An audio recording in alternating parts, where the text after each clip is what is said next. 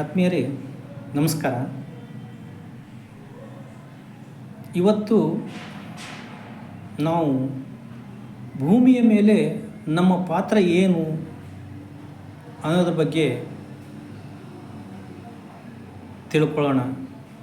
ಅಂದರೆ ಭೂಮಿಯ ಮೇಲೆ ನಾವೆಲ್ಲರೂ ಬಂದು ಹೋಗುವ ಅತಿಥಿಗಳು ಮಾತ್ರ ಅನ್ನುವ ದೇವವಾಕ್ಯವನ್ನು ಅರ್ಥೈಸೋಣ.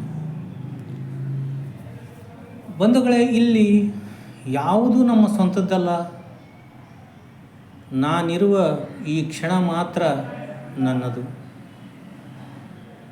ಈ ಕ್ಷಣ ನಾನು ಸಂಧಿಸುತ್ತಿರುವ ವ್ಯಕ್ತಿ ಮಾತ್ರ ನನ್ನವನು.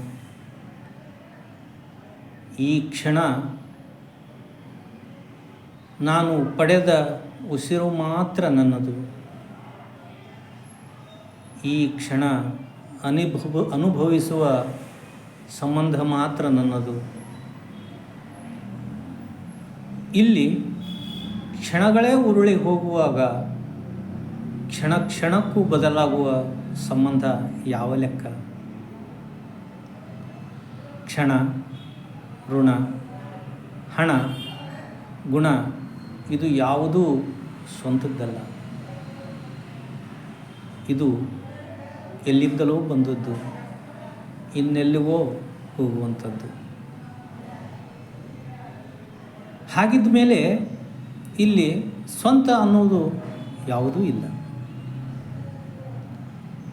ಈ ಜಗತ್ತು ಎನ್ನುವುದು ಒಂದು ಪ್ರಕೃತಿಯ ಮನೆ. ಇಲ್ಲಿ ನಾವೆಲ್ಲರೂ ಬಾಡಿಗೆದಾರರು. ಈ ಜಗತ್ತು ಎನ್ನುವುದು ಒಂದು ಪ್ರಕೃತಿಯ ಮನೆ. ಇಲ್ಲಿ ನಾವೆಲ್ಲರೂ ಬಾಡಿಗೆದಾರರು. ಅಂದರೆ ನಾವೆಲ್ಲ ಬಂದು ಹೋಗುವ ಅತಿಥಿಗಳು ಮಾತ್ರ. ಹೊರಡಬೇಕು ಅಂತ ವಿಧಿಯ ಕರೆ ಬಂದಾಗ ಹೊರಡಲೇಬೇಕು. ಇರುವೆನೆಂದರೂ ಇರಲಾಗುವುದಿಲ್ಲ, ಬರುವೆನೆಂದರೂ ಬರಲಾಗುವುದಿಲ್ಲ.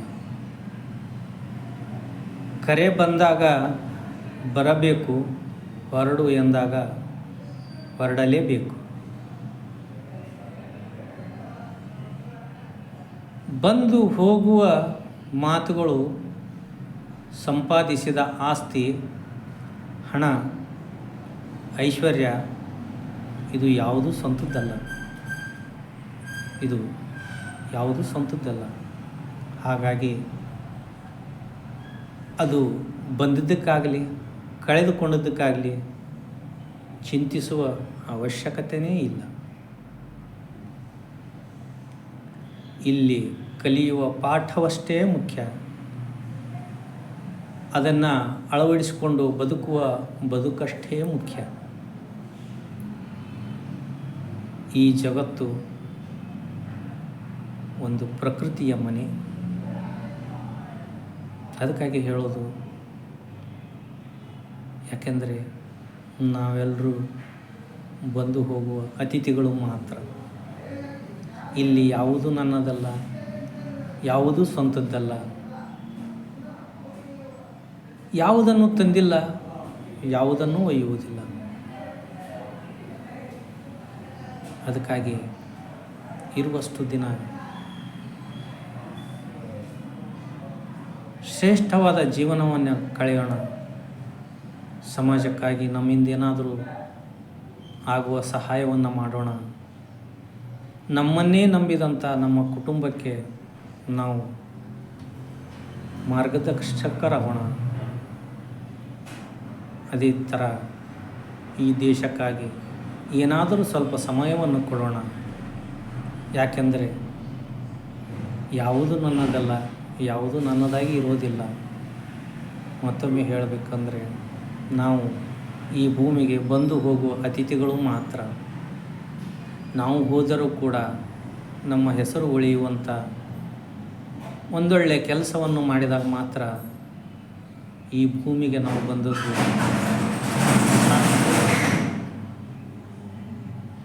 ಅದಕ್ಕೆ ಹಿರಿಯರು ದಾರ್ಶನಿಕರು ಹೇಳಿದ್ದು ಮಾನವ ಜನ್ಮ ದೊಡ್ಡದು, ಇದನ್ನು ಹಾಳು ಮಾಡಬೇಡ ಮನುಷ್ಯ ಅಂತೇಳಿ.